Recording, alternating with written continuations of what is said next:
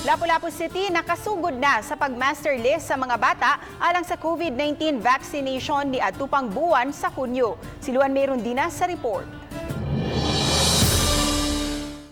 Niadtong Setyembre 2, nabakunahan sa iyang second dose sa Sinovac vaccine si Yenyen Hamil, 37 anyos. Si Yenyen may upat ka mga anak nga nanag-edad og 14 anyos, 12 anyos, 8 anyos ug 4 anyos. Apan uyon ba usab siya nga mabakunahan batok COVID-19 ang iyang mga anak?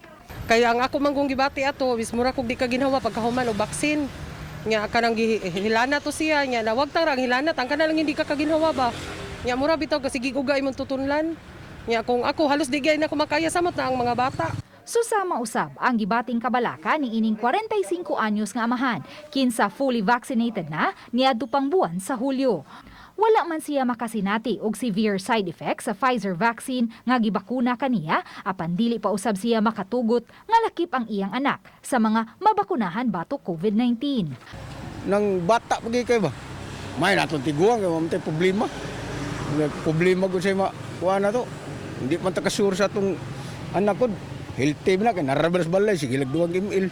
Ang Department of Health midasig na karon sa mga local government units sa pagsugod na og master list sa mga batang nanag-edad og 12 ngadto sa 17 anyos nga kalipikadong mabakunahan sa COVID-19 vaccines human mihatag og pagtugot ang FDA sa duha ka mga brand sa bakuna.